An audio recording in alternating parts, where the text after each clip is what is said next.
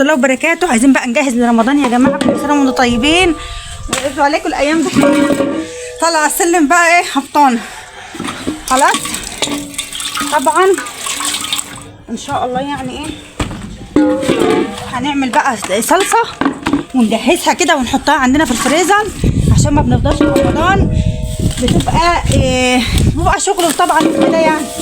شايفين الطماطم الجميله دي ما شاء الله، هي اتفعصت من وانا جاي. وبعد كده بس استنى يا ولي، شايفين وانا جايه بقى طبعا من السوق، وانا جايباها 3.5 بالعشرة، 3.5 بالايه بالعشرة ديت كده. انا هعملها واصلصها واحطها في الفريزر خلاص كده. ده مخروم ما شاء الله. اغسلها كده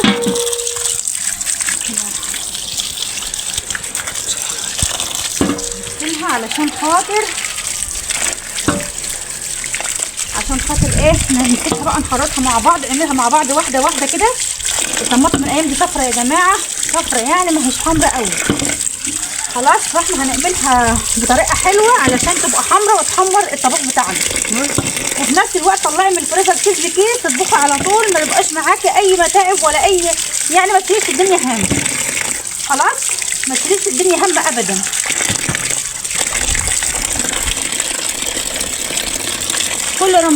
كل رمضان علينا بخير وعلى اولادنا يا رب. كل رمضان باجي اقوم جايه عامله ايه، اقوم ماسكه جايبه الطماطم دي واقوم جايه عاملاها زي ما انتم شايفين كده، امد ايدي اخد منها. طبعا الطماطم ديت شويه، انا هجيب كمان مره السوق الجاي ان شاء الله، بس على ما هموت اشيل واجيب، لان كل حاجه يعني بتاخد همها. انا على ما جيت من السوق بتاعنا كنت بصراحه مش ناقده ماشي، بس انا بوريكم بس الطريقه ديت سهله. طماطم قدامكم تحسوها صفرا مش حمرا قوي اليومين دول، مش ساقعه يعني، احنا نفسنا مش ساقعه متجمدين خلاص. هنغسلها كده واوريكم. خلاص احنا كده غسلناها اول فم يا جماعه.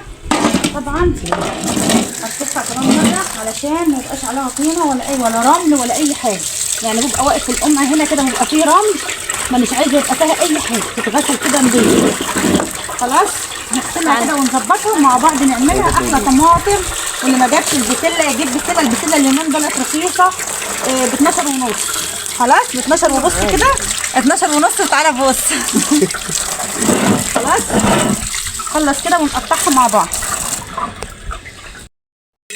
معلش يا جماعه انا بغسل البسله، المفروض البسله ديت اللي بتتخزن ما بتتغسلش يعني، تغلي ميه على طول، بس للاسف احنا كنا جايبينها في الشتاء وكانت متعاطه كتير يعني، فكنا جايبينها في الشتاء خلاص بقى. انا بصور على فكره، والاخر جبتها بقى بغسلها دلوقتي وانضفها، كان المفروض ان انا نسيتها بس مفيش وقت، فانا هنضفها واغسلها حلو برده. هنعينها ان شاء الله رمضان، وكل سنه وانتم طيبين، ونعود عليكم الايام بخير يا حبايبي يا رب. الحمد لله، لان كان عليها طين الدنيا كانت صافيه شتا، عندنا شتا جامد. انا ما اعرفش بقى اخزنها فين، ما اعرفش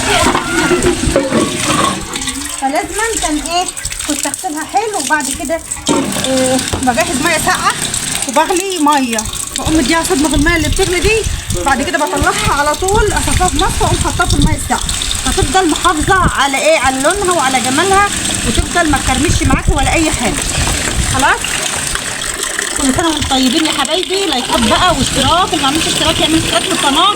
عايزين نفعل القناه كده، وعايزين يبقى سنه سعيده علينا ونفعل القناه يا حبايبي. وكل سنه وانتم طيبين. تحميد حلو كده لاختكم لبنى. معلش بقى انا كنت هقطع الطماطم كده خلاص. ديت بس كانت مفتوحه من الكيس يا جماعه، كانت مفتوحه من الكيس، مش وحشه ولا اي حاجه، بس انا جايباها في الكيس. طبعا ضغط الشنطه وضغط السكه قام قاطعها مني، انما هي طماطم ما شاء الله هي سليمه وحلوه. وانا كنت بدور على الطماطم الحمراء باي شكل، فللاسف كانت كلها صفرا في السوق كلها. ودي زي ما قلت لكم ال3 ونص بالعشرة، يعني مش مكمله كيلو ب3 جنيه، 3 الا ربع في الحدود دي يعني خلاص. احنا بنقطعها كده ونحطها في الحله، وهنحطها على البوتاجاز بحبه ميه صغيرين خالص حبه ميه صغيرين علشان تزيد حمار، تزيد ايه حمار، واجي اضربها في الخلاط ما يطلعش منها قشره ولا اي حاجه. خلاص خطوه بخطوه مع بعض هنعمل احلى صلصه طماطم لرمضان. كل سنه وانتم طيبين. بصوا يا جماعه الحمد لله خلصت الكميه كلها. انا ليه بجيب الطماطم الطويله؟ الطماطم الطويله يا جماعه بتبقى ملحمه، قلبها ملحم من جوه، مش زي الطماطم المدوره تبقى قلبها كده كلها لحم كده وجميله ما شاء الله. دولت ب 30 جنيه، يعني الطماطم الكميه اللي معانا دي ب 30 جنيه بس، وما شاء الله اللهم بارك راميين حبه حلوين. خلاص حتى البسله اللي انا جايباها شركه بيني وما بين بيتنا، يعني انا والبيت بحاله، جايبينها على 12 ونص برضو، فرطناها سوا وغسلناها سوا وبعد كده بنقفلها على الميزان مفيش مشكله. خلاص كل سنه وانتم طيبين. هقوم بقى اولع عليها النار وهسيبها وازود حبه ميه صغيرين على كل حله، وهسيبها كده تتخدع مع نفسها وتخس كده وتصفي ميتها وتنشف، وبعد كده هنعملها في الخلاط ومع بعض واحده واحده. ما شاء الله اللهم بارك. الطماطم انا طبختها على البوتاجاز كده بتزيد حمار، يعني بتبقى حلو. لو عايزه تحطها في اكياس تحطها كده في الفريزر وتضربيها على طول في الخلاط. فعايزه تحطيها في الاكياس يعني تعمليها كده وتسيبها تبرد خالص، اهم حاجه تبرد، وتحطها في الاكياس وتطلعي الكيس بكيس وتضربيه في الخلاط لمحشي لاي كان، بتبقى جميله جدا جميله جدا. ما شاء الله الحله التانيه اهي ما شاء الله. انما انا بقى هعملها ازاي؟ طبعا اي حد بيشتغل زي اي ست بيت بتشتغل وبتكافح على بيتها وولادها بتعمل ايه بقى؟ انا طبعا ديت هضربها في الخلاط وهصفيها خالص، يعني هقوم دلوقتي اضربها في الخلاط واقوم مصفياها، وبعد كده بقلب بقى بصلتين كبار بمسكهم واخرطهم حلوين مع رصه صغيره كده، واقوم دقها كويس وحمرها التحمير الوردي الجميل ده، وبعد كده بقوم جايه حاطه عليها الصلصه واسيبها بقى تلف في بعضها وبتزيد حلاوه كده، بتزيد حلاوه ما شاء الله. واقوم معبيها اسيبها بقى تبرد واعبيها برده في اكياس. الطبخه كده على قد الطبخه اللي انا بستهلكها. كل سنه وانتم طيبين. عارفين النهار رمضان كله قصير، وكل سنه وانتم طيبين. والوقت الطماطم يا جماعه رخيصه، يعني الطماطم دلوقتي ما شاء الله. سمعت فيديو لواحده بتقول لي عماله بقى بتضحك على نفسها وعماله تقول انا جبت الطماطم عشان افرزها، لقيتها ب 8 جنيه جبتها وافتكرت نفسي شاطره. فلقيت الطماطم ب 3 ب 10. فعلا الطماطم الايام دي 3 ب 10 و3 ونص وال4 كمان. طب والله انا طالعه من السوق وواحده بتنده ال5 ب 10 يا قوطه، يعني انتوا عارفين القوطه ايام مجنونه. في رمضان بقى بتغلى شويه تجيب على قد السلطه بس.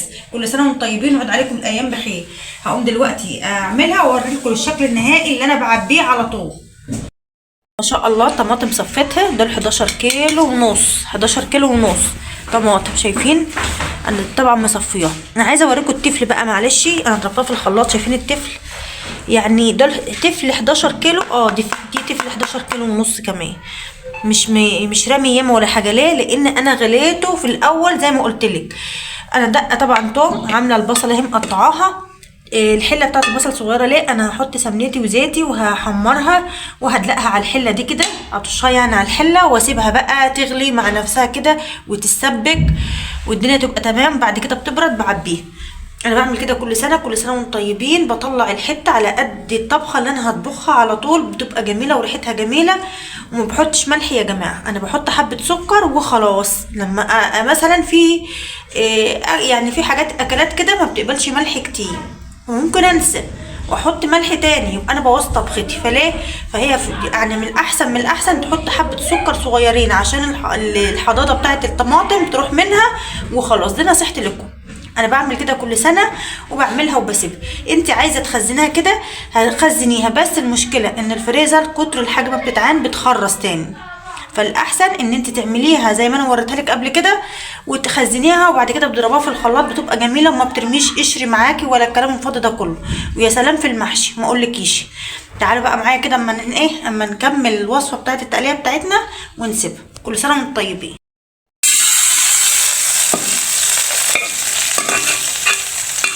هو كده بقى يا جماعه ما شاء الله ما شاء الله. يعني انا عملتها حمرتها لان انا مش عايزاها ريحتها تغير، بالعكس هي كده بتبقى ريحتها جميله وجميله.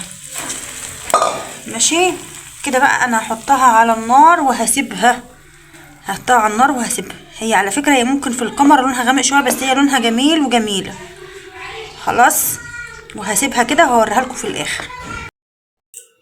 بسم الله ما شاء الله. شايفين معانا؟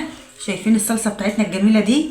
شايفين الحركات والتكات ما شاء الله. طبعا الكياسن بتاعت اللبن يا جماعه، الكياسن بتاعت اللبن، وعبي على قد الطبخه بتاعتك اهي جميله ازاي. على فكره انا لسه هجيب برضو طماطم واعملها على قد ايه، مثلا لو عملت مره محشي في رمضان ولا حاجه. كل سنه وانتم طيبين وجعله شهر مبارك. انا عمري ما عملت الصلصال والحاجات ديت الا لما اشتغلت، انما مثلا قبل كده ما كنتش بخزن بصراحه. لما اشتغلت بقيت اجيبها علشان الوقت بيبقى ضيق معايا. والطماطم اليومين دول رخيصه، يعني الطماطم اليومين دول رخيصه. تيجي بقى في رمضان بتزيد شويه، تشد شويه، يكون عندك صلصتك تستعملي منها مفيش مشكله. بس طول ما الطماطم رخيصه استعملي من الطماطم اللي هي يعني ايه في السوق، وسيب اللي عندك بس تكوني عاملاها صلصه بس كده على قد ايه، قد الاستعمال. وكل سنه وانتم طيبين وعد عليكم الايام بخير. دلوقتي انا بعبي عادي يعني على قد طبيخي. مثلا انا بطبخ مثلا كيلو بسله، الكيلو بسله بيحتاج مثلا كوبايه ونص من دي، بقوم حاطه كوبايه ونص. وكل سنه وانتم طيبين. بصي يا حبيبتي، انت بتعبي تقومي جايه ماسكه الكيس لماه كده وحاطاه على ايدك، وتقومي عامله بالكوبايه كده، وتقومي حاطه بالراحه كده اهو، كوبايه مغرفه على حسب ما انت يعني عايزه يعني اهو كده. الدنيا تمام. شايفين؟ لا عوزت الكيس ولا اي حاجه، الكيس اهو ولا تعاص ولا اي حاجه اهي. ادي كيس الصلصه بتاعنا يا جماعه على قد الطبخه كده ما شاء الله. شايفين يا جماعه؟ شايفين؟ انا دلوقتي هرصه في كيس، هرصه كده على بعضه اخد منه الطبخه على طول. ما شاء الله عمل لنا 18 طبخه، 18 طبخه. وريهم كده شايفين بقى؟ شايفين كده اهو ما شاء الله. كل سنه وانتم طيبين وعد عليكم الايام بخير. اشوفكم في فيديو جديد. اشتراك يا جماعه بالله عليكم، الاشتراك واللايك، وكل سنه وانتم طيبين.